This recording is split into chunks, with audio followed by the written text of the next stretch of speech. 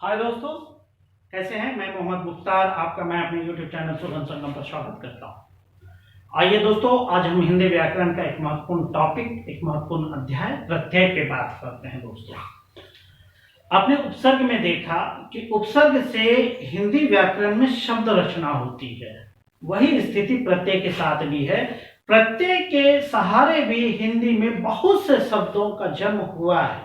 ठीक है दोस्तों, तो आइए, हिंदी व्याकरण के विद्यार्थी होने के नाते हमारा यह कर्तव्य बनता है कि हमें प्रत्यय के बारे में भी पकड़ होनी चाहिए। दोस्तों, तो आगे बढ़ते हैं। पहला सवाल, हमें यह जानना है कि प्रत्यय क्या है। ठीक है, तो आइए देखते हैं। पहले तो हम प्रत्यय का जो है इनका संधि विच्छेद करते हैं।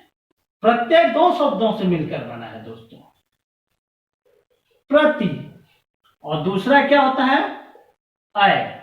ये दो शब्द है और दोनों सार्थक शब्द है। ठीक है दोस्तों, प्रति का मतलब होता है साथ में, अय का अर्थ होता है चलने वाला। इतना तो अर्थ होता है, लेकिन आप कंफ्यूज ना हो तो प्रति का अर्थ इस तरह आप याद रखेंगे, साथ में पर बाद में।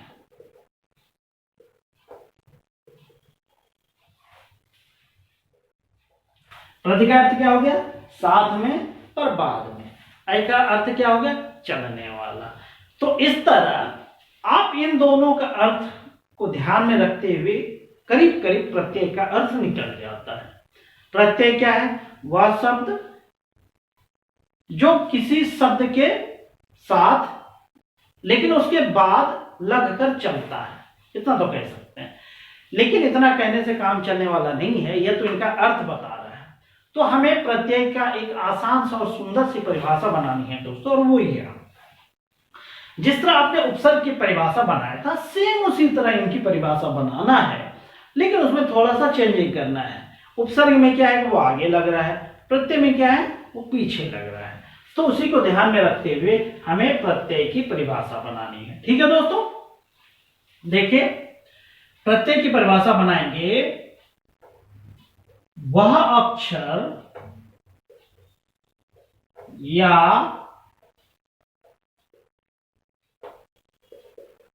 अक्षर समूह, कॉमा, जो किसी शब्द के बाद लगकर उसका विशेष अर्थ प्रकट करे, उसे प्रत्यय कहा जाता है। यहां तक कोई दिक्कत नहीं होनी चाहिए। वह अक्षर या अक्षर समूह, अर्थात इसमें शब्दांश भी कह सकते हैं, वह अक्षर या शब्दांश, इतना भी कहेंगे। वह अक्षर या अक्षर समूह या शब्दांश जो किसी शब्द के बाद लगकर उसका विशेष अर्थ प्रकट करे, उसे प्रत्यय कहा जाता है।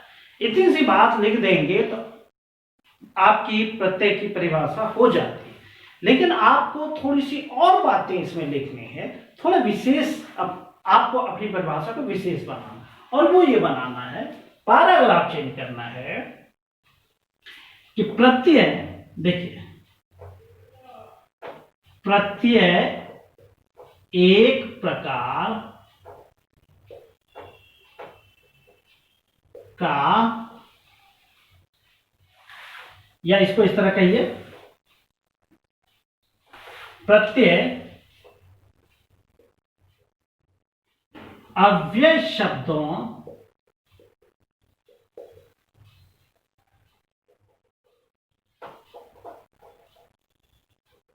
के साथ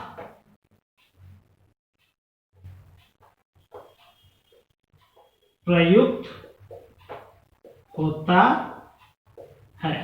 ये बातें आप लिख सकते हैं। प्रत्यय अव्यय शब्दों के साथ प्रयुक्त होता है, या अव्यय के साथ आप जोड़ सकते हैं दूसरी चीजें। जैसे अव्यय के कितने भेद हैं? 4 भेद। कौन कौन से हैं? संज्ञा, सर्वनाम, विशेषण और क्रिया। तो आप यहाँ पे वो भी लिख सकते हैं कि प्रत्यय संज्ञा, सर्वनाम, विशेषण और क्रियापदों के साथ प्रयुक्त होता है। ये भी लिख देंगे तो आपकी प्रत्यय की एक सुंदर सी परिभाषा तैयार हो जाती है। ठीक है दोस्तों, अब आइए एक उदाहरण से इनको समझने का प्रयास करते हैं कि प्रत्यय कैसे बनता है। ठीक है, जैसे कारक एक शब्द है, जैसे कारक हम पढ़े भी हैं, क्री जोड़ अक बराबर कारक। तो दोस्तों ये चीजें हमने देखा। क्री एक शब्द है और उसके पीछे जो यह लगा यही प्रत्यय है। प्रत्यय और उपसर्ग में एक प्रमुख अंतर यह भी है कि जहां उपसर्ग का अर्थ होता है वहीं प्रत्यय का कोई अर्थ नहीं होता है। हिंदी में प्रत्यय उपसर्ग की भांति थोड़ा सा अलग है, इस पर थोड़ा सा हमें सावधानी बरतने की जरूरत है, क्योंकि उपसर्ग आगे लगता है तो उसमें ज्यादा चेंजिंग नहीं आता। प्रत्यय चूंकि पीछे लग रहा है तो इसमें चेंजिंग होता है, लेखा कुछ रहेगा, प्रत्यय कुछ और हो जाता है। जैसे आप देख रहे हैं कि क्री जोड़ अक आ जाता है, तो पहचानने में और प्रत्यय को अलग करने में हमें खासी परेशानी हो सकती है, लेकिन हम कोशिश करेंगे कि बहुत ही आसान तरीके से हम आपको प्रत्यय को अलग करना भी सिखाएंगे। तो फिलहाल हम यहाँ पे प्रत्यय को समझ रहे हैं, तो इससे हमें कोई परेशानी नहीं होनी चाहिए दोस्तों। जैसे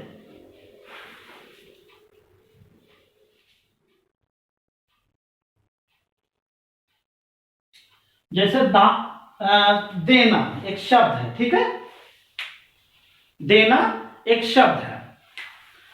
अब उसका हम प्रत्यय को अलग करते हैं, दा जोड़ ना, तो ये हो जाता है देना। ठीक है, दा क्रिया है और उसमें ना प्रत्यय लगा है, दोनों मिलके देना शब्द बनाता है। ठीक है, इस तरह हमें परेशान बिल्कुल भी नहीं होना है दोस्तों। और अब यहां हम आधे लिख देते हैं और आगे हम बात करेंगे। ठीक है दोस्तों, तो ये भी प्रत्यय है, ना प्रत्यय है। तो एक बार फिर प्रत्यय क्या है?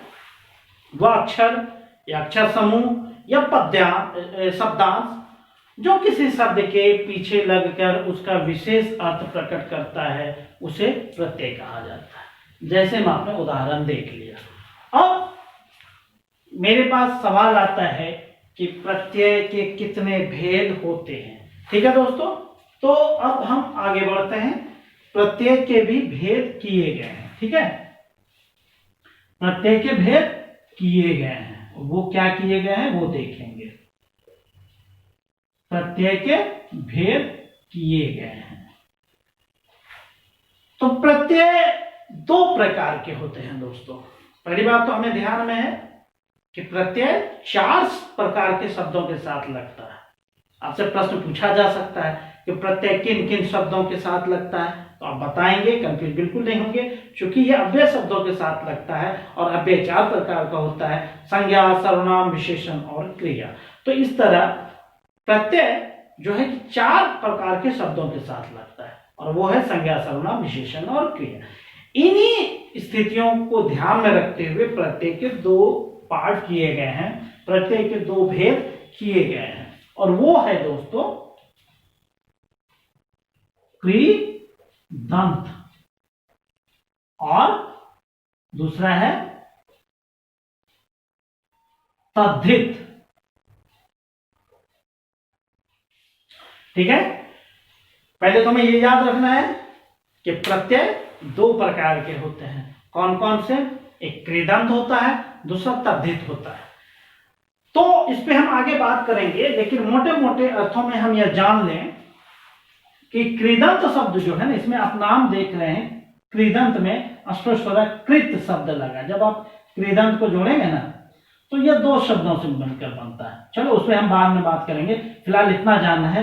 कृदंत प्रत्यय जो है वह क्रिया पद या क्रिया शब्द के साथ लगता है। वहीं तद्धित जो प्रत्यय जो है ना, क्रिया के अलावे जो अन्य है, अन्य या अन्य कहें, संज्ञा, सर्वनाम और विशेषण, ये तीन पदों के साथ, तीन के साथ तद्धित प्रत्यय लगता है और अकेले क्रिया के साथ कृदंत प्रत्यय लगता है। तो इस तरह हमें उम्मीद है दोस्तों कि आज इस पाठ में हमने प्रत्यय क्या है, प्रत्यय के भेद और उसकी एक छोटी सी अंतर समझने का प्रयास किया है। तो आज इस वीडियो में इतना ही, बाकी डिटेल से हम दूसरे वीडियो में बात करेंगे दोस्तों। इसी के साथ थैंक यू, जय हिंद, जय भारत।